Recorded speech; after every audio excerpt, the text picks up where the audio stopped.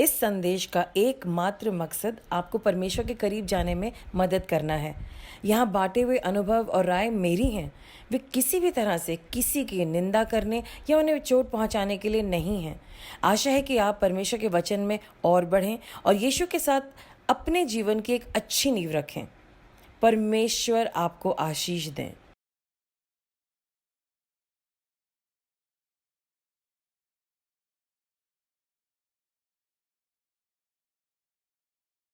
Good evening, praise the Lord. आप सब कैसे हैं? I hope you are enjoying that winters are fading away. Uh, सर्दियां जा रही हैं. So while we are just, I mean, in Delhi, we really are very mindful of the weather. I'm sure that you are. I've just heard in one place where we have a relative, the temperature is minus 19. I mean, it's crazy. We can't even believe how the temperature can be so low. So today, what has God on his heart? परमेश्वर के मन में हमारे लिए क्या है? आइए हम अपने सरों को झुकाएं और परमेश्वर से पूछें कि वो हमसे क्या बातचीत करना चाहते हैं। परमेश्वर, हम आपका धन्यवाद करते हैं इस समय के लिए जो आपने हमें दिया है। परमेश्वर धन्यवाद, हम सब भाई बहन यहाँ मिल सकें और कुछ बातें समझ सके, सीख सकें और अपने दिल में उतार सकें। परमेश्वर, आप हमसे बातचीत कीजिए यीशु के नाम से, आमीन। आप में से कितने लोगों ने राइट ऑनरेबल फ्रेडरिक चलूबा के बारे में सुना है?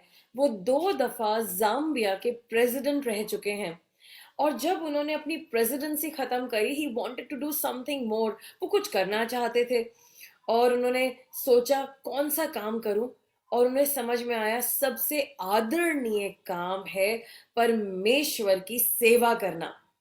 और हमारी जिंदगी में 2 काम बड़े आदरणीय हैं, बहुत खास हैं।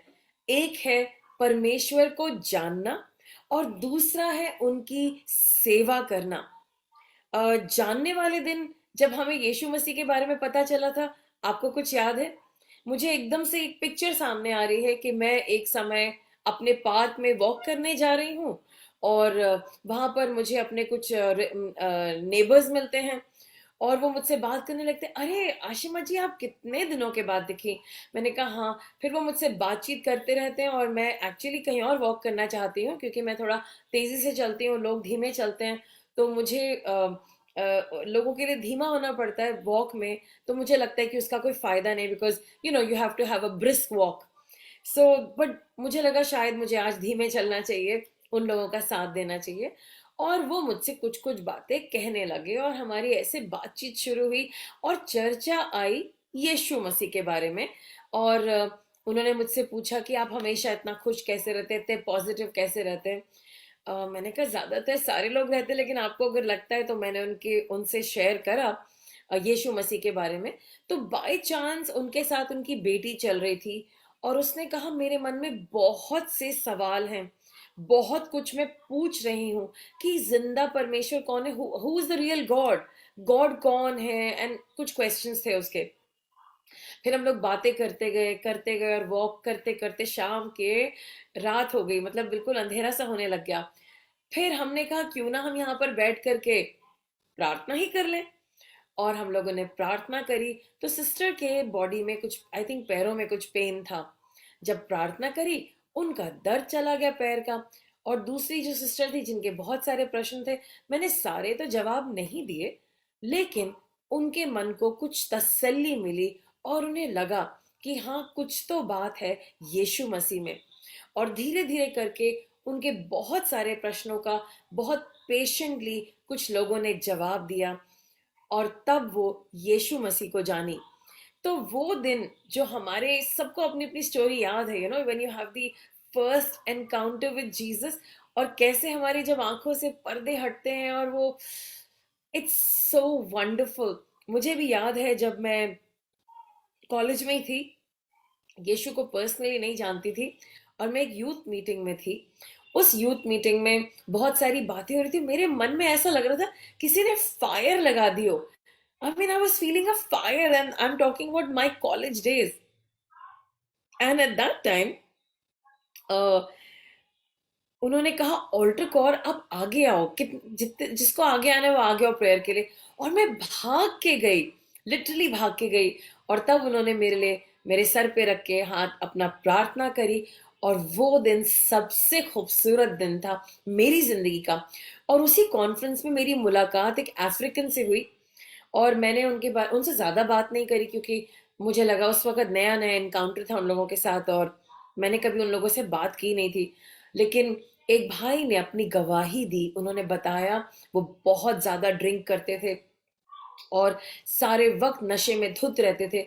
लेकिन एक दिन परमेश्वर से उनकी मतभेड़ हुई, जब वो अभी भी बहुत नशे में थे।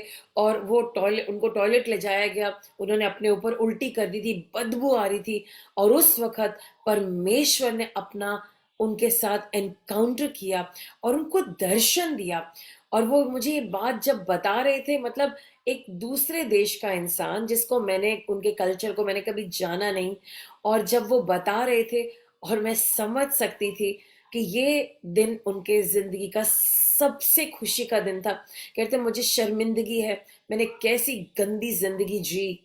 और मैं परमेश्वर को नहीं जानता था, मैं इतना ड्रिंक करता था। लेकिन अब वो दिन सब जा चुके हैं। मैंने उसके बाद कभी ड्रिंक नहीं करी। मैंने ऐसा कोई काम नहीं करा जो मेरे परमेश्वर को निरादर लगे या उनके सामने उनका नाम नीचा करे। इनफैक्ट वो ये बताने लगे मेरा तब से मन ही नहीं हुआ है कभी पीने का, कभी ड्रिंक करने का। और ऐसी कई कहानियां हैं। एक और पर्सन की कहानी बताती हूँ। उन्होंने मुझे बताया कि मेरी जिंदगी कभी बचने नहीं वाली थी, मेरे साथ बहुत सारे हादसे हुए, ऐसा लगा मैं मर जाऊंगा। बचपन में ही मेरे हार्ट की सर्जरी हुई, और फिर मेरा एक ऐसा एक्सीडेंट हुआ, और ये हुआ वो हुआ। लेकिन जब मैं बड़ा हो रहा था, तब मेरी मुलाकात, जब मेरा एक बहुत अच्छा दोस्त था, उसका हृदय परिवर्तित हुआ। उसने यीशु को जाना, और फिर उसने मुझे बताया, और मैंने यीशु को जाना, और मेरी जिंदगी बदल गई। एक और भाई की कहानी याद है, जिन्होंने परमेश्वर के बहुत काम किए, बहुत सारे, मतलब मैं उनको जानती थी। उन्होंने बताया कि जब मेरे अंदर पवित्र आत्मा जी आए, मैं दीवाना हो गया। मैं, ऐसा लग रहा था कि सारी स्वर्ग खुल गया हो, पृथ्वी हट गई हो। और वो इतना ज्यादा आनंद में भर गए कि हवा, उनको लगा हवाएं चल रही हैं, जैसे कि कोई नई जिंदगी हो गई हो। और ऐसा बहुत सारे लोगों के साथ एक्सपीरियंस हो। एक ऐसा आनंद उन्होंने बताया। उन्होंने कहा, वो मुझे प्यार से, जो मेरे, क्योंकि वो मेरे पड़ोस में रहते थे, तो उन्होंने मेरे घर का नाम लेकर के बोला, बहन तू समझेगी नहीं, तू चर्च तो जाती है, लेकिन तू जिंदा परमेश्वर को दिल में डाल। तो मैंने कहा क्या बात कर रहे हो, हम बचपन से क्रिश्चियन है, दिल में ही तो है हमारे। नहीं, उन्हें ग्रहण करना है। मैंने कहा तुम्हें क्या हो गया है? तुम कैसी अलूल जलूल बातें कर रहे हो। और हम बाइबल भी पढ़ते थे, प्रेयर भी करते थे, लेकिन परमेश्वर से वो मतभेड़ नहीं हुई थी, उनको जाना नहीं था। उससे पहले यीशु मसीह हमें जानते थे, और हम क्योंकि हम एक पर्टिकुलर संस्था को बिलोंग करते थे, हमें सब कुछ सिखाया गया है। जब मेरा कॉन्फर्मेशन का क्लास होता था, तो जब पहली क्लास थी, तो हमारे फादर ने, जो अभी पीछे बिशप थे, उन्होंने कुछ बड़े कठिन सवाल पूछे। उन्होंने कहा आप लोगों ने ये सुना, आप लोगों ने ये सुना। तो मैंने उनको सब कुछ बता दिया। कहते आशिमा आपको ये सब बातें कैसे पता है? मैंने कहा ये तो घर में हमें संडे स्कूल में भी सिखाया गया था, मम्मी पापा ने भी बताया था, नानी ने भी बताया था, मामू ने भी बताया था, हम सब यहाँ के हैं। अच्छा, कहते तुम बहुत अलग हो। तो मुझे लगा ऐसा अलग क्या है, क्योंकि बचपन से सारी कहानियां मूसा की, मोजेस की, डैनियल की, टावर ऑफ बेबल की, सब कुछ बताया गया था। अच्छे से नॉलेज है बाइबल की, समझती हूँ। 3 घंटे हमारे जब प्रार्थना होती थी, गुड फ्राइडे के दिन सफेद कपड़े पहन के जाते थे हम लोग, और बहुत सीरियसली बैठते थे कि 3 घंटे मैराथन मीटिंग में बैठना है। और सीखते भी थे, रोते भी थे, लेकिन वो एक्सपीरियंस नहीं था। लेकिन जब परमेश्वर को जाना, सर्वशक्तिमान परमेश्वर को जाना, उनसे मुलाकात हुई। कभी कोई कहेगा क्या आप लोग, लेट्स से, क्या आप लोग महात्मा गांधी जी को जानते हैं? कहेंगे हाँ, हमने उनके बारे में पढ़ा है। लेकिन क्या महात्मा गांधी जी आपको जानते थे? नहीं। तो उन्होंने हमें पर्सनली नहीं जाना, वो तो है भी नहीं, उनको गए हुए बहुत बहुत बहुत साल हो गए हैं। तो लेकिन परमेश्वर जो स्वर्ग के पूरे ब्रह्मांड के परमेश्वर है, वो हमें जानते हैं। हमें नॉलेज तो थी लेकिन एक्सपीरियंस नहीं था। एक्सपीरियंस और नॉलेज दोनों साथ साथ जाते हैं। और हम लोग जब खुदा में बढ़ रहे हैं, हम लोग देख रहे हैं कि सचमुच में ये परमेश्वर सिर्फ बाइबल में नहीं है, सिर्फ हमारी दुआओं में नहीं है, ये दुआओं का उत्तर देने वाले परमेश्वर है। और जब कभी कभी हमारी प्रार्थना का उत्तर नहीं मिलता, उस प्रार्थना से बढ़कर कुछ देने वाले परमेश्वर हैं। और हम लोग इस परमेश्वर की चाहत में क्यों ना बढ़ जाएं। जब मैं छोटी थी, बहुत प्रार्थना करती थी, 11वीं क्लास के ऑनवर्ड्स मैं कहती, प्रभु मुझे दर्शन दे। मैं भजन संहिता पढ़ पढ़ के कहती थी, मुझे लगता था प्रभु का वचन मुझसे बात करा, लेकिन किसी ने कभी बताया नहीं था कि बाइबल भी हमसे बात कर सकती है। लेकिन धीरे धीरे करके जब परमेश्वर को ग्रहण करा, तब समझ में आया कि परमेश्वर बाइबल से बात करते हैं। ओहो, सिर्फ 10 हुक्म मानने नहीं है। और यीशु मसीह के 2 हुक्म कि तू अपने परमेश्वर से संपूर्ण मन से प्रेम करना और तू अपने पड़ोसी से अपने जैसा प्रेम करना, ये समझ में आने लगा धीरे धीरे। और धीरे धीरे जिंदगी बदलने लगी। तो मेरे ख्याल से सबसे आदरणीय बात है परमेश्वर को जानना। और आप लोग सोचेंगे इस गहराई से हम कैसे जान सकते हैं। हमने यीशु मसीह का नाम लिया है, हमने बाइबल पढ़ी है, हमने गाने गाए हैं, हम वर्शिप में आते हैं, how can we grow more in him. उसके लिए हमें परमेश्वर को दिल में बुलाना पड़ेगा। जो यीशु मसीह, जो परमेश्वर का बेटा यीशु मसीह है, उसका स्वागत करना पड़ेगा। उनको कहना पड़ेगा, परमेश्वर अपने बेटे यीशु मसीह को हमारे दिल में भेजिए। अपने पापों के लिए माफी मांगनी करेगी पड़ेगी, क्योंकि सब कुछ तो पाप के बारे में। आजकल की दुनिया में क्या कह रहे हैं लोग, ओहो पाप की चिंता मत करो, God loves you, God loves you, God loves you.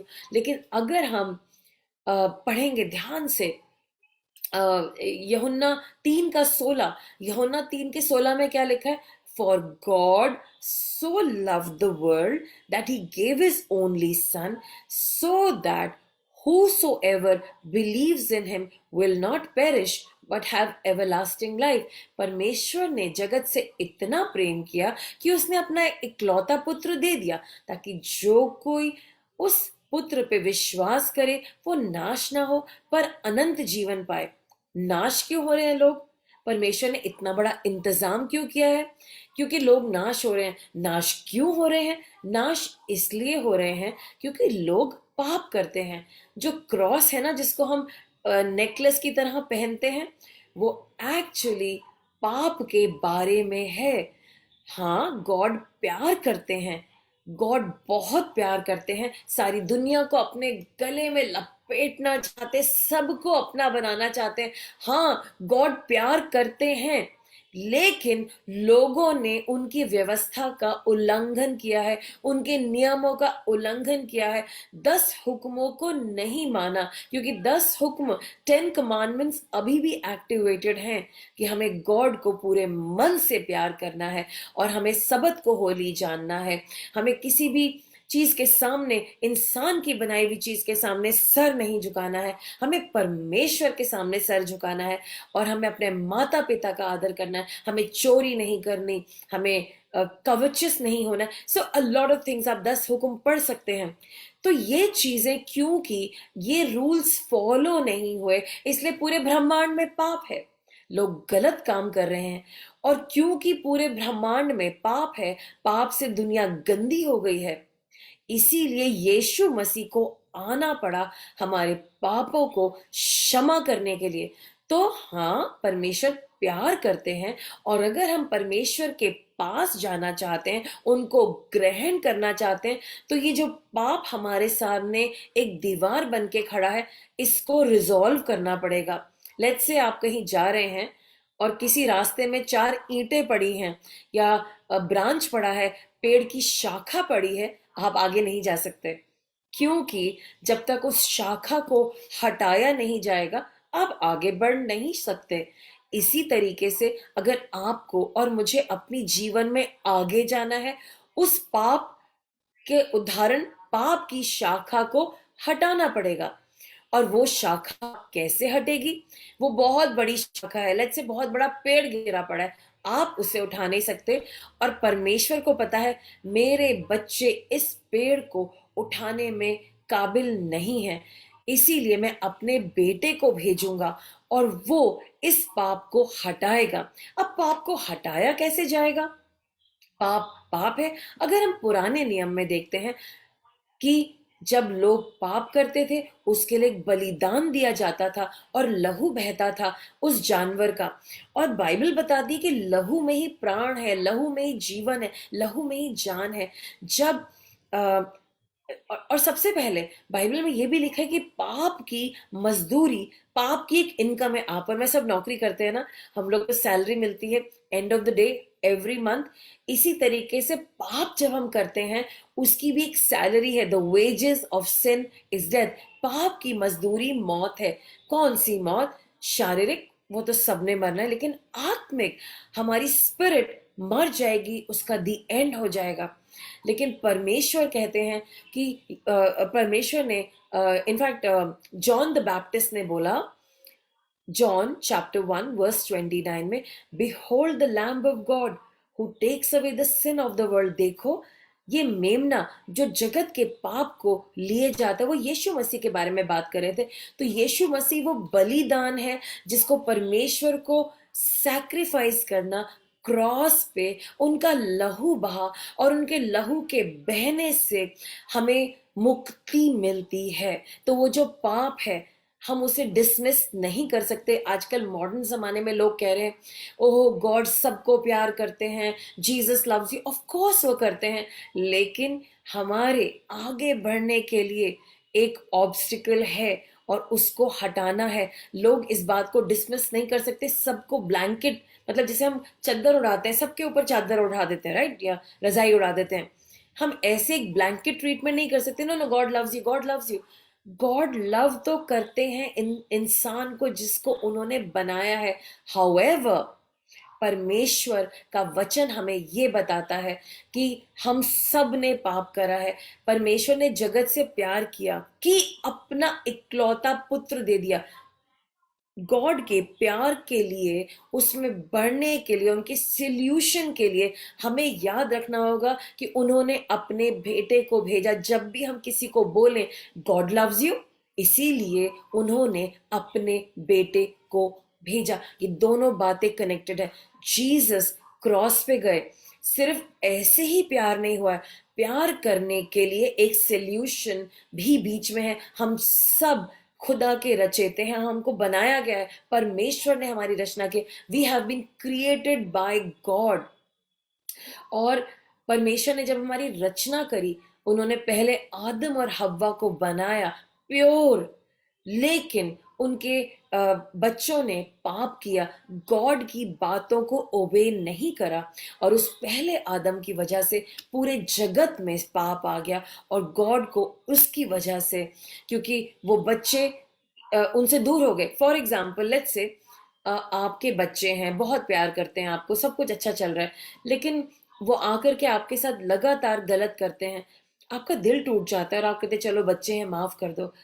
लेकिन एक दिन आता है, उन्होंने आपके दिल को इतनी ठेस पहुंचाई कि आपने कहा चले जाओ यहां से, तुम मेरे बच्चे हो ही नहीं सकते, चले जाओ मेरी उपस्थिति से।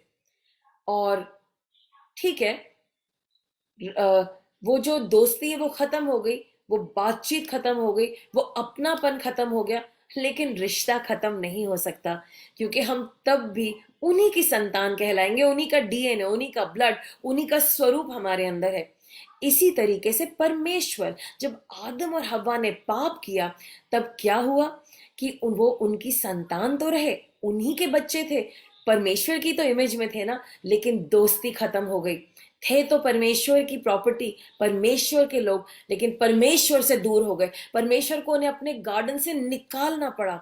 लेकिन परमेश्वर का प्यार खत्म नहीं हुआ, लेकिन उसका स्वरूप, उसका पैटर्न बदल गया, उसका उसका इजहार बदल गया, लेकिन तब भी परमेश्वर ने उन सबकी रक्षा की और अपने लोग बोला, अपनी प्रजा बोला और अब्राहम को अपना दोस्त बोला और उसको वायदा कि तो तुझे ब्लेस करेगा, उसको मैं ब्लेस करूंगा, जो तुझे श्रापित करेगा उसे मैं श्रापित करूंगा। तो कहने का मतलब क्या है, परमेश्वर ने जगत से इतना प्रेम किया, उनके प्रेम में कोई डाउट नहीं है, लेकिन उनको ये भी पता है ये पूरा जगत पाप के चपेटे में है और उसके अगर वो सारा जगत उस पाप के चपेटे में है और उसका सल्यूशन नहीं हुआ, उस मैटर को रिजॉल्व नहीं किया, वो जो सड़क पे हम आगे जा रहे हैं उस पेड़ को नहीं हटाया गया, तो हम परमेश्वर के मार्गों में आगे नहीं जा सकते। और उस पेड़ को हटाने, उदाहरण है ये, उस पेड़ को हटाने वाले यीशु मसीह हैं। वो ही आकर के अपनी भुजाओं में उस पेड़ को ले जाएंगे, कहेंगे चलो आगे, अब हम सब मिल करके आगे चलेंगे और परमेश्वर के साथ आगे बढ़ेंगे। सो प्लीज अंडरस्टैंड, एक उदाहरण है कि जब हम ये वर्स यूज करते हैं, हम इस बात को इग्नोर नहीं कर सकते कि पाप की मजदूरी मौत है, और जब पाप है तो उसके लिए हम इटर्नली गॉड से अलग हो जाएंगे। हम लोग बाइबल में कहते हैं कि या तो स्वर्ग है या नर्क है। स्वर्ग वो जगह है जहां हम हमेशा अपने पिता के साथ, अपने खुदा के साथ, अपने प्यारे परमेश्वर के साथ रहेंगे। और नर्क कौन सी जगह है, बहुत सारी चीजें हैं उसके बारे में, लेकिन मुझे सिर्फ एक बात कहनी है, वो ऐसी जगह है जहां पर हमारे पिता नहीं होंगे, हमारे स्वर्गीय पिता परमेश्वर हमारे साथ नहीं होंगे और हम उनके बगैर कैसे रहेंगे। अभी हम उनको नहीं जानते, कितने लोग उनको नहीं जानते, तब भी उनकी मेहरबानियां हमारे ऊपर हैं। रोज सूरज चमकता है, ठंडी ठंडी हवा आती है, हमें अच्छी आमदनी मिलती है, अच्छे घर मिलते हैं, परिवार मिलते हैं, ब्लेसिंग्स मिलती हैं। जिन लोगों को खुदा के बारे में नहीं पता उनके ऊपर भी ब्लेसिंग्स आती हैं। लेकिन जब इस दुनिया का अंत होगा या हमारी जिंदगी का अंत होगा और जब हम इटर्नली, हमें इटर्नल डेथ मिलेगी, हम ऐसी जगह ना पहुंच जाएं जहां पे हमारे परमेश्वर ना हो, जो हमारे साथ ना हो। हम अभी जानते नहीं हैं, आइए जितने लोग हम जानते हैं हम उन दूसरों को बताने वाले हों, ताकि वो ऐसी जगह ना जिए जहाँ पे ना सूरज उगेगा, ना ब्लेसिंग होगी, ना पत्नी होगी, ना बच्चा होगा, ना फैसिलिटीज होंगी, कोई नहीं होगा, सिर्फ दुष्ट का जाल होगा। और जो नहीं जानते और मुझे सुन रहे हैं, आप यीशु मसीह को अपने दिल में पुकारिए और बुलाइए। परमेश्वर ने आपसे प्यार किया है, उन्होंने जगत से इतना प्यार किया है कि उन्होंने अपना इकलौता बेटा मनुष्य बना करके इस दुनिया में आपके लिए भेजा, ताकि अगर आज आप अपने मन को खोलकर यीशु मसीह का स्वागत करेंगे अपने दिल में, तो यीशु मसीह आएंगे आपके दिल में और आपके दिल को अपना घर बनाएंगे। और उसके बाद परमेश्वर आपके पिता होंगे और आपकी आंखें खुल जाएंगी, आप अपने पिता को पहचान जाएंगे, आप इस परिवार में आ जाएंगे और फिर आपके लिए स्वर्ग खुल जाएगा। आप आनंद में होंगे क्योंकि आपका रिश्ता स्वर्गीय पिता परमेश्वर से हो जाएगा। यीशु मसीह आपके बड़े भाई बन जाएंगे और पवित्र आत्मा जी आपके मददगार और तसल्ली देने वाले। क्या आप नहीं चाहते कि आपके दिल को तसल्ली मिले, सुकून मिले, आप परमेश्वर के गले लग करके प्यार कर सके उन्हें, आप परमेश्वर की बाहों में हो, और जब आपकी जिंदगी में दुनिया में परेशानी हो, आप अपने पिता परमेश्वर के पास जाओ और उनको अपने डैडी कह के बुलाएं, हे पिता, हे मेरे पिता परमेश्वर, और आप उनसे प्रार्थना करें और उस प्रार्थना को अपने भाई, बड़े भाई यीशु मसीह के नाम से खत्म करें। और जब वो प्रार्थना यीशु परमेश्वर की इच्छा के अनुसार होगी, आपको आपको जो चाहिए वो मिल जाएगा, हाँ और आमीन के साथ। सो आज मैं आपको एनकरेज करती हूँ, अगर ये संदेश आपके दिल में चुभ रहा है, आपके मन में आ रहा है कि आपको परमेश्वर की जरूरत है, तो अपना मन खोलिए और बोलिए मेरे साथ, हे पिता परमेश्वर, मैं आपका धन्यवाद करता हूँ कि आपने मुझसे इतना प्यार किया कि आपने अपना इकलौता बेटा यीशु मसीह मेरे लिए दे दिया। मैं यीशु मसीह का स्वागत करता हूँ अपने दिल में। मैं मानता हूँ कि मैं पापी हूँ, मैंने बहुत गलतियां की हैं। मेरे सारे पापों को क्षमा कर दीजिए। यीशु मसीह मेरे दिल में आ जाइए और पिता परमेश्वर से मेरी मुलाकात करा दीजिए, और आज से हम एक परिवार में हैं। यीशु मसीह के नाम से आमीन। और अगर आज आपने मेरे साथ ये प्रार्थना करी है, तो यीशु मसीह आपके मन में है, और यीशु मसीह आज से आपके बड़े भाई हैं, और पिता परमेश्वर आपके पिता हैं, और आप उनको पुकार सकते हैं और कह सकते हैं, हे परमेश्वर, हे पिता, और वो आपकी बात सुनेंगे। आमीन। सो आज का ये संदेश आपको एनकरेज करने के लिए था। मैं आशा करती हूँ कि आपको एनकरेजमेंट मिला है। ये संदेश आप दूसरों के भी साथ शेयर कीजिए। आई एम श्योर जो लोग भटके हुए हैं उनको भी समझ में आ जाएगा और वो परमेश्वर के पास आ जाएंगे। आज का प्रोग्राम मैं खत्म करती हूँ। आइए हम लोग प्रार्थना करें। परमेश्वर, धन्यवाद इस समय के लिए, इस मैसेज के लिए। Thank you holy spirit, all glory to God. प्रभु, ये एक बहुत आदर की बात है कि हम अपने परमेश्वर को जानें। परमेश्वर, ये सब लोग जो आज सुन रहे हैं ये आपको जान गए हैं, और ये आपकी नजदीकियों में बढ़ते चले जाएं। परमेश्वर, अपना दया भरा हाथ अपने बच्चों पे रख दीजिए। धन्यवाद, धन्यवाद, धन्यवाद। यीशु के नाम से मांगते हैं, आमीन। और इसी के साथ हम आज का ये प्रोग्राम खत्म करते हैं। प्रेज द लॉर्ड और जय हिंद।